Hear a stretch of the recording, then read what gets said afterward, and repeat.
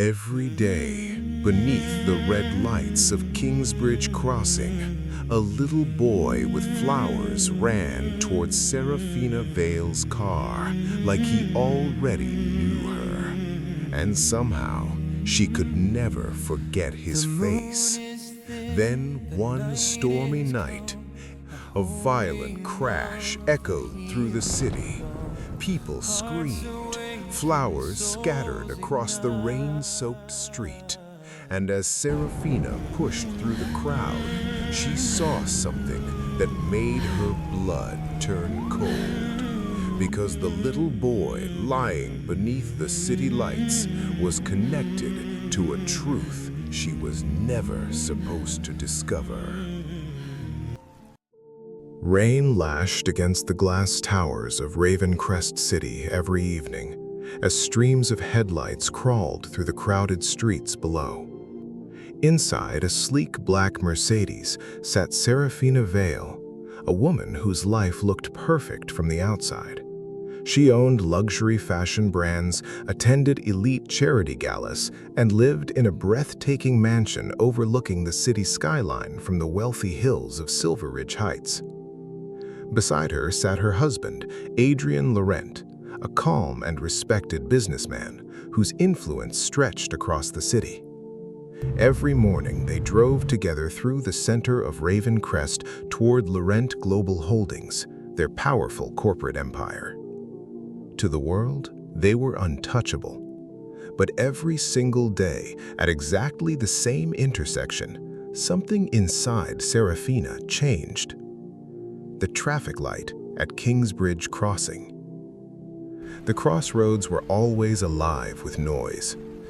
Motorcycles squeezed between expensive cars. Children wandered between lanes selling flowers, cheap toys, old novels, and glowing balloons beneath the city lights. Most people ignored them. One boy, however, was impossible to ignore. His name was Cale. He looked around 11 years old. Thin frame, dark windswept hair, eyes far too intelligent for a child living on the streets. His clothes were faded and worn, but he carried himself with quiet confidence, as though the world had failed him long ago and he had already accepted it. Some days he sold lanterns, other days books, sometimes handcrafted paper roses. And every time Seraphina's car stopped at Kingsbridge Crossing, Cale would appear beside her window first. "One flower for the lady with the sad eyes," he would say with a playful smile. The first time he said that, Seraphina froze. Nobody had ever described her that way before. One stormy evening, Cale approached holding a small golden lantern. "Buy this," he said softly. "It still shines when everything goes dark." Seraphina lowered the window slightly. "And what would a boy your age know about darkness?" Cale smiled faintly. "Enough to recognize it in someone else." The light turned green, but his words stayed with her long after the car disappeared into the night. From then on, she started waiting for the red light every morning. Sometimes she bought flowers she didn't need. Sometimes books she would never read. Sometimes she handed him far more money than his items were worth, but Cale always refused pity. "I work for my money," he would say proudly. "I'm not asking for charity." That alone earned her respect. Weeks passed and an unspoken connection quietly formed between them. One morning, Cale handed her an old leather-bound novel. "You should read this one," he said. "You read novels?" Seraphina asked, surprised. "I read everything," he replied. "Books make hunger disappear for a while." Something inside her heart tightened painfully, because without understanding why, being near him felt strangely familiar. That evening, during an extravagant dinner party inside the crystal ballroom of the Grand Celestia Hotel, Seraphina barely heard the conversations around her. Wealthy investors laughed beside fountains of champagne. Yet all she could think about was the boy standing alone beneath traffic lights in the rain. Adrian noticed her silence immediately. "You've been distant lately," he said quietly. "It's nothing," she replied, but deep down she knew it wasn't nothing. 3 days later, Ravencrest awoke beneath violent rainstorms and dark skies. Traffic moved slowly through flooded streets as Seraphina's car approached Kingsbridge Crossing. The moment she looked outside, her heartbeat stopped. People crowded the road. A damaged bicycle lay twisted near the sidewalk. Books were scattered across wet asphalt, their pages soaked by rainwater. Seraphina opened the car door instantly. "Wait!" called Adrian after her, but she was already running through the storm. Several children nearby recognized her immediately. "Where is he?" "They took him to St. Aurelius Medical Center." For one terrifying second, the entire world went silent. Seraphina felt the blood drain from her face. "Drive," she whispered to Adrian after climbing back into the car. "Please, faster." At St. Aurelius Medical Center, chaos filled the emergency wing. Nurses rushed through bright hallways while families waited in fear outside operating rooms. Then Seraphina saw her, an elderly woman sitting alone outside the ICU, clutching prayer beads and shaking hands. The moment the woman looked up and recognized Seraphina, her expression shattered completely. Terror, regret, recognition. "You," she whispered weakly. Seraphina stepped closer slowly. "What happened to him?" The old woman suddenly burst into tears. "I tried to protect him. I swear I tried." Cold fear spread through Seraphina's body. "What are you talking about?" The woman lowered her head as though carrying years of guilt. Then finally, she whispered the words that destroyed Seraphina's entire reality. "Kyle is your son." Everything around her disappeared. The noise, the lights, the hospital, gone. Only those 4 words remained. "Kyle is your son." Seraphina staggered backward in disbelief. "No," she whispered, "that's impossible." But deep inside, memories were already rising from the darkness she had buried for years. A tiny apartment in East Verona district. A young man laughing while holding a newborn baby. A goodbye that haunted her every day since. Years earlier, before she became Seraphina Vale of Silveridge Heights, she had simply been a 19-year-old girl hopelessly in love with a man named Lucian Cross. Lucian was charismatic, fearless, and dangerously ambitious. Her wealthy family despised him immediately, but Seraphina loved him enough to abandon everything. They ran away together and built a life inside a tiny apartment overlooking the railway tracks of East Verona. When their son was born, Lucian cried while holding him. "He'll grow stronger than both of us," he whispered proudly. They named him Kyle. For a while, Seraphina believed love could survive anything. Then she discovered the truth. Lucian worked for a violent underground smuggling network operating beneath Ravencrest's ports. The money, the secrecy, the sudden disappearances, all of it finally made sense. Seraphina begged him to leave. "We have a child now," she pleaded. "This life will destroy us." But Lucian believed he could escape danger whenever he wanted. He was wrong.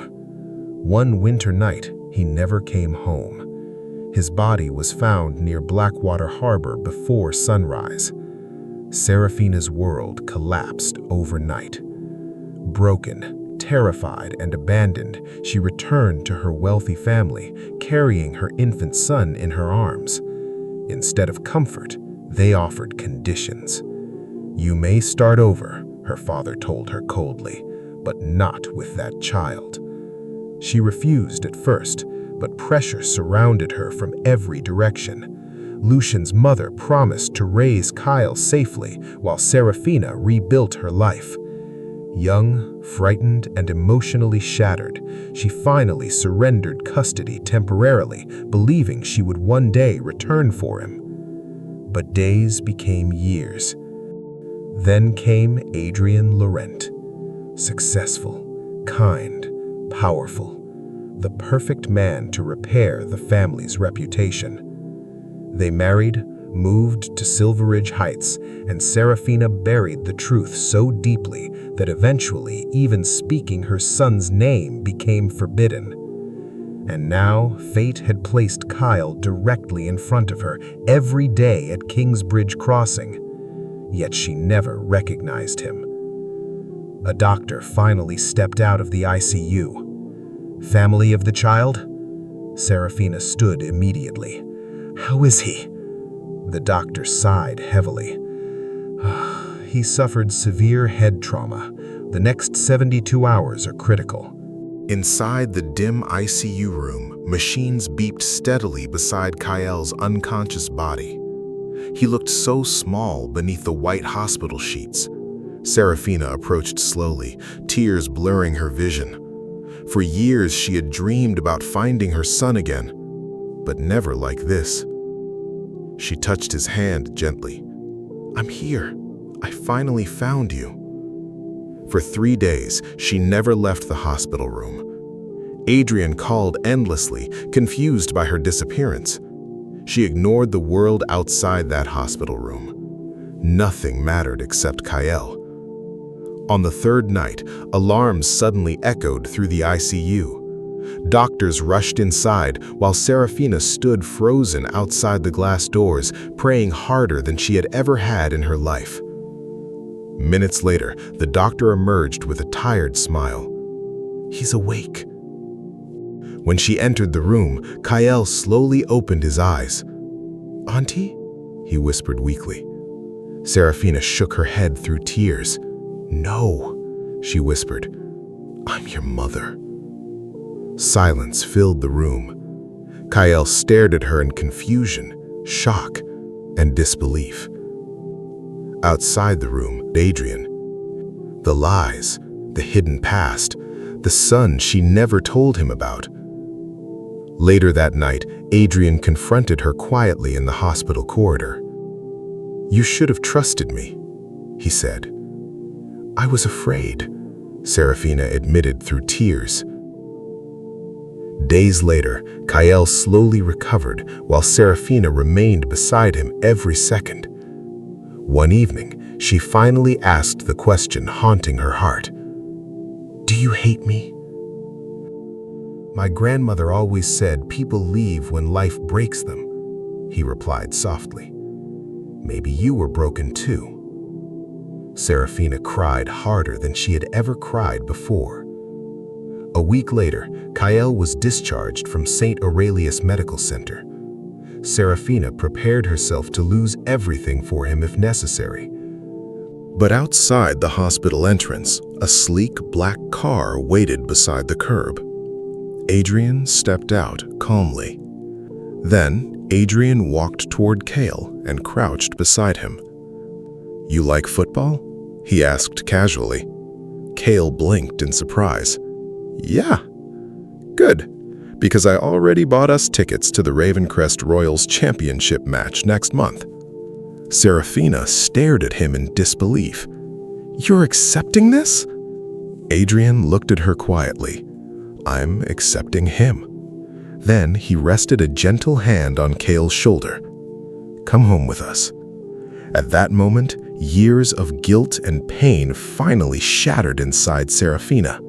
Not from sorrow, from relief. Months later, the cold mansion in Silveridge Heights no longer felt empty. Kyle's laughter echoed through marble hallways. Great stories don't end when the screen fades to black. They live on in the minds of those who hear them. If you enjoyed this video, Don't forget to like, subscribe, and join our growing community. More unforgettable stories are waiting for you. Until next time, thank you for being part of the journey.